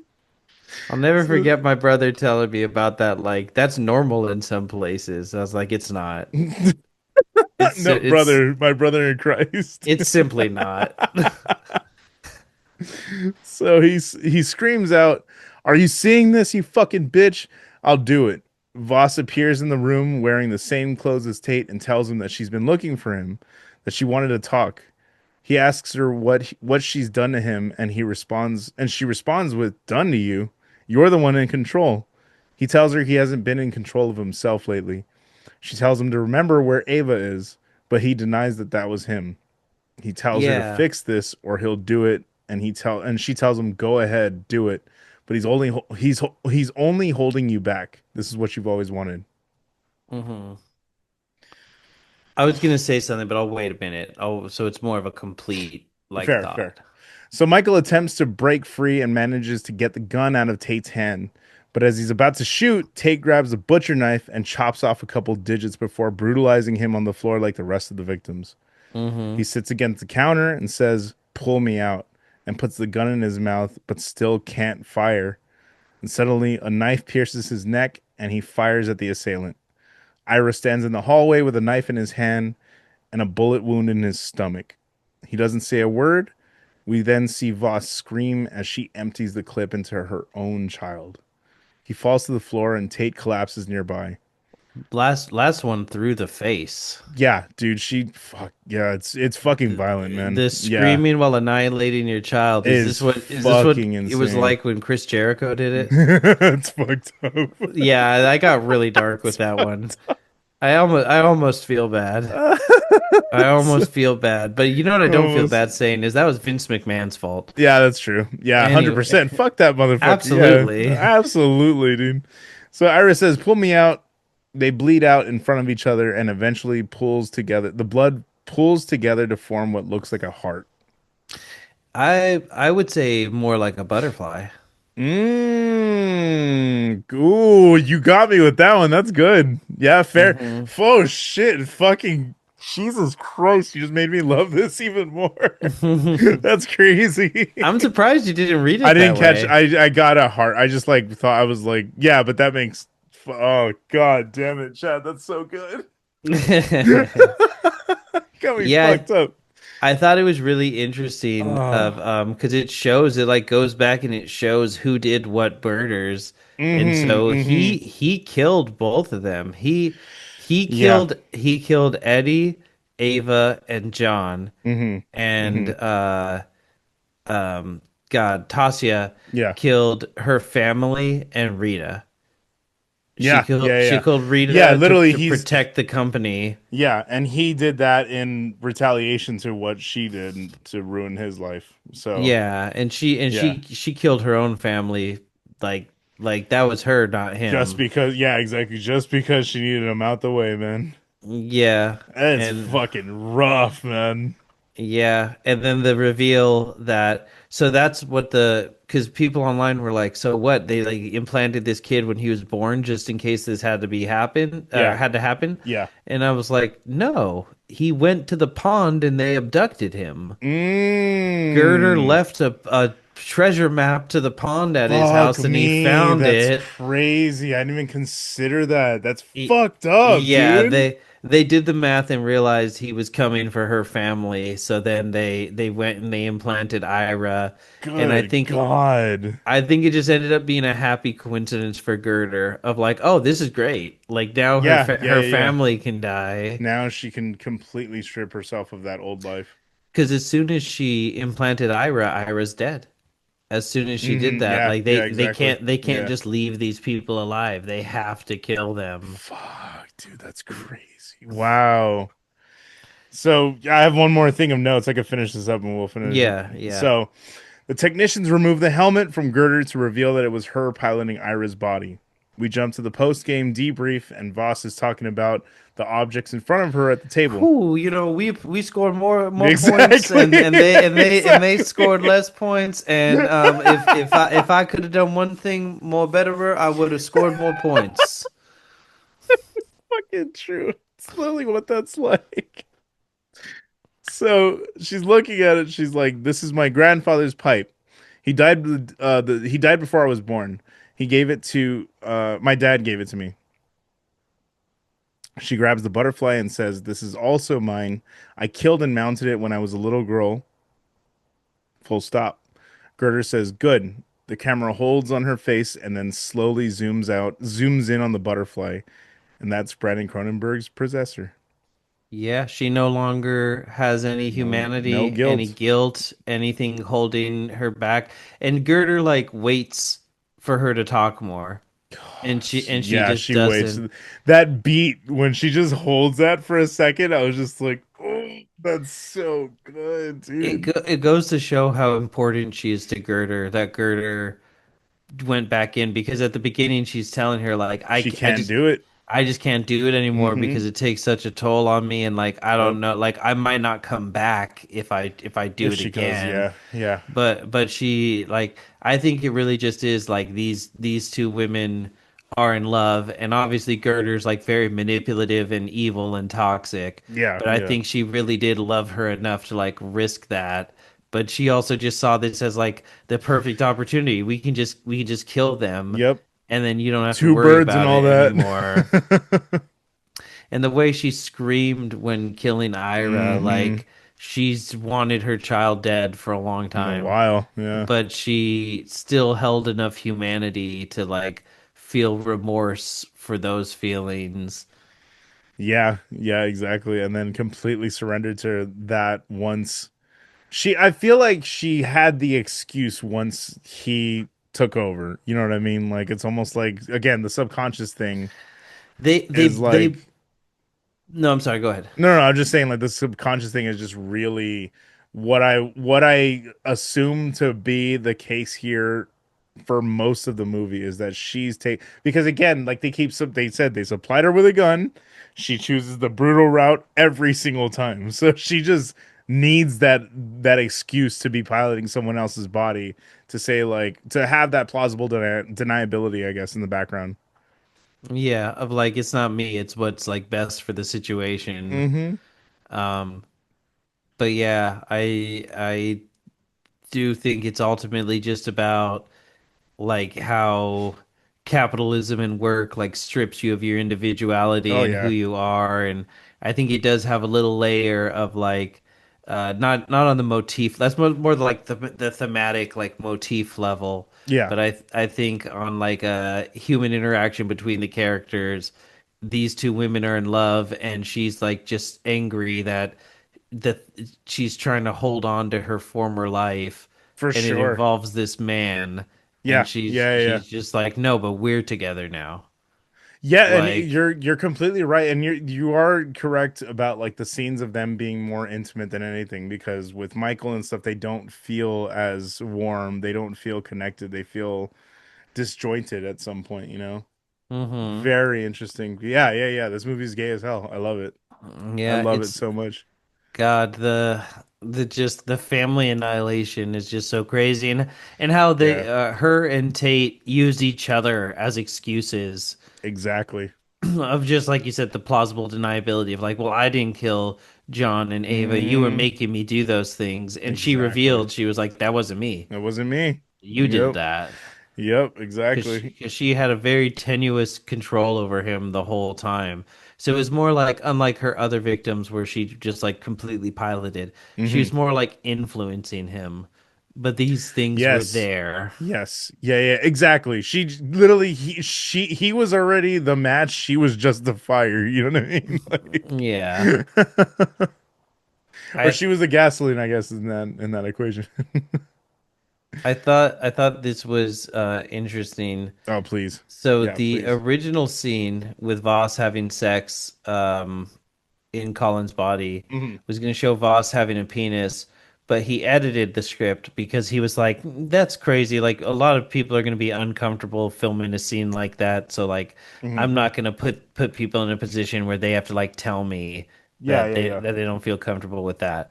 And then when he cast Andrea, Yeah. she came up to him and said, "I think it would be really interesting in this sex scene if Voss had a penis." Hmm. Hmm. And it sounds like he basically laughed and was like, Yep. "You're like," Yep, exactly. it said he felt like she was reading his mind. Yep, two penises in a pod, man. Exactly. So I thought that was That's very phenomenal. I love that so very much. interesting. You can really tell from like the interviews and stuff. That's what I'm saying. Like the actors were really, really like engrossed in this film. They were really invested in it emotionally and like just physically. You know what I mean? They really went for it with this one. I love that because it shows. All of it shows on screen. This is interesting. In the original script, Brandon did not write the character of Holly as belonging to any specific race. Gabrielle Graham's audition for the role impressed him greatly, Mm, which led him to cast her right away. In an interview with Sci-Fi, he elaborates, "She really just nailed the subtle nuance and emotional aspect of that sequence, so I cast her for that reason. Obviously, if that character is black, you can read that scene as saying the corporation has this other layer to their actions in scapegoating her, yeah, and yeah. especially in the current context, that becomes more relevant." So, like we kind of assumed, like it's interesting. He This didn't came mean, out in 2020. I wonder how fucking on the nose that was. You know what I mean? yeah, he didn't like necessarily write it that way, but he was like, oh, it came It together in an happened interesting that way. way, Yeah. and I guess that's the proof right there. It is a corporation. He just said it. Hmm. Yeah, yeah, yeah. I mean, that's what I'm saying. It feels like it. It feels cold and calculated like one. That's the thing. Is that you know what I mean? Like it's just so interesting the way again, I want to go back to just real quick how like the colors in this world, they're very vibrant but like dulled over. Like the Everything's golds and kind of stuff like piss that. yellow. Yeah, yeah, yeah. That's what I'm saying. Like everything's kind of piss yellow, but like the blues stand out, like the greens and stuff. Like there's all kinds of things that just like very much pop on screen, but like the world still feels mechanical. It still feels cold and calculated. That's what I'm saying. So that's what it made me think, oh, corporation, Yeah, you know? that's fair. I just was like, I just don't even know. Yeah, that's fair. Um, That's also fair. um, he said that he was particularly inspired by Argento, including There it opera. is. Dude, we gotta do opera with. Oh my god, opera fucks, dude. I love opera so much, I don't think I've seen a lot of Argento. dude. We gotta do an Argento. We're doing an Argento soon for sure. That's happening. Opera is so much goddamn fun, dude. You're gonna like opera. I think if you don't love opera, you're gonna like opera. You know what I Okay. mean? I think Episode it's 102 there. will You be. go. Yeah, dude. It's the one. It's the image of the woman with the taped like nails on her eyes, on her Mhm. eyelids. Oh, dude, it's like needles like right underneath her eyelids so she can't blink. It is fucked up, dude. Mm. It is such a cool movie though. I love they just did Phantom of the Opera. They did their own Phantom of the Opera and it's a Well, we've fun seen where time. that path goes before on this show, so I'll withhold judgment until we watch the movie. It's more artful and tasteful, I will say.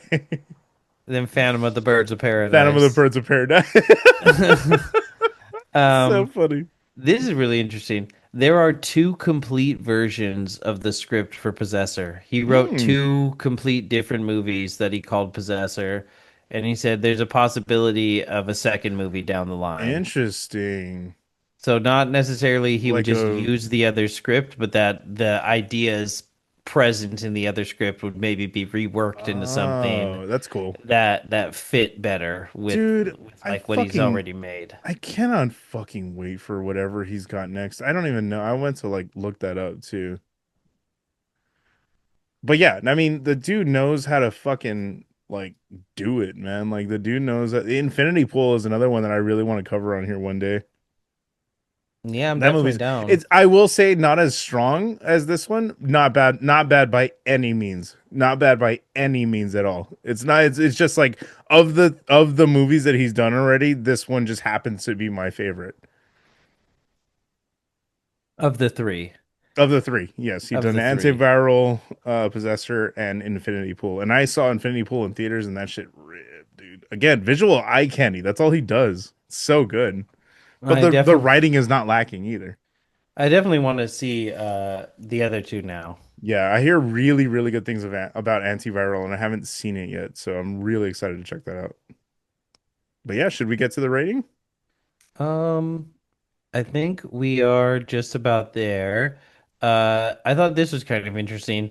He says he Please. was inspired by two pieces of media, a book from the 1970s called Physical Control of the Mind Toward a Psycho-Civilized Society, Yeah. which, quote, demonstrates how movements can be induced by radio command, hostility may appear or disappear, social hierarchy can be modified, Interesting. sexual behavior may be changed, and memory, emotions, and the thinking process may be influenced by remote control. So cool. Yeah, And he this, kind of glanced over that in the interview, but he didn't go into it as much right here.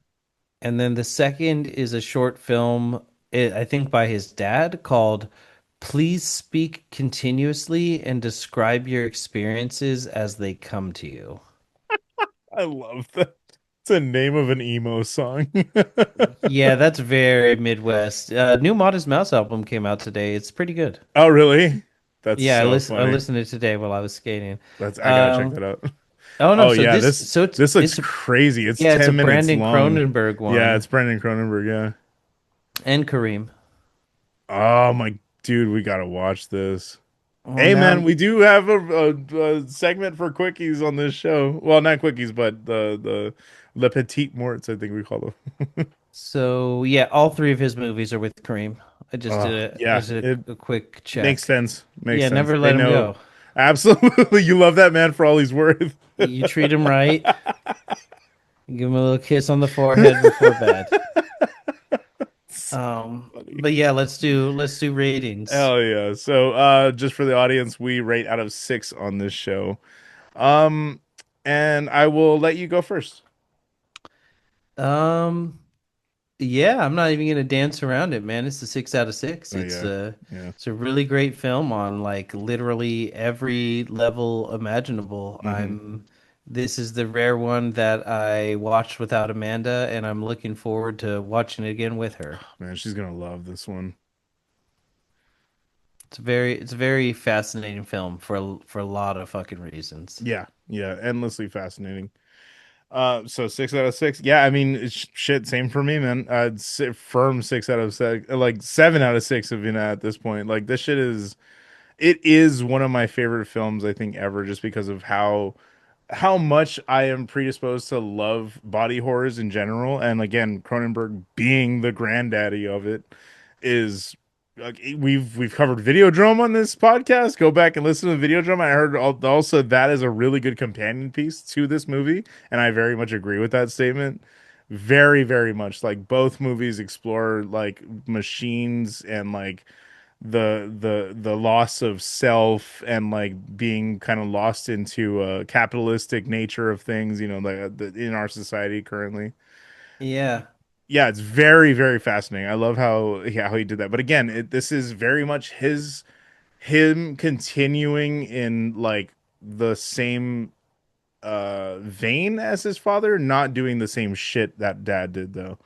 Very much carving out his own path with this. And I think again, the stylistic just nature of it all is so, it's a world that I just want to continuously, I could watch a 4 hour edit of this movie, dude. Like I could watch so much more of this movie because it's so fucking cool to look at, the machinery and all that stuff. It just seems so like tangible and very very like I don't know, I could feel like I feel like if I saw that somewhere it would make sense in the real world, but it feels like off when I'm watching in this movie. You know what I mean? Like Yeah. MRI machines and shit, and how they did it in the back rooms and all that. You know what I mean? It's very very obscure and shit. It's very cool. But yeah, firm 6 out of 6. This is one of my all times, and I'm so so glad. I was so excited for this movie. I did so much work on these fucking notes, dude. I was like, it took me like 3 days to finish these notes. It's kind of crazy. It's a lot. It's a thick It is one. a lot, man. It's a lot of movie. It's a movie ass movie, man. Shit is crazy. But yeah, we are. I mean, you want to tell them what we're getting next? Because that's all you, baby. Yeah, leading into episode 100. Oh So man. we're rolling up on 99 and Yup. it's time to pack up the Dragula for a weekend trip out to the countryside. We're doing a nice two-parter and we're kicking it off Yeah. with Rob Zombie's as far as I know, debut film, Yes. Yes. Debut. House of a Thousand Corpses. Yup. We're going to the grindhouse. We're Dude. going to Oh. the yuck house where grimy men rub their pee-pees on the walls. So disgusting. Yeah, and I'm gonna bring a friend on to talk about that one. It's gonna be very, very fucking fun. I'm so excited to do that one episode.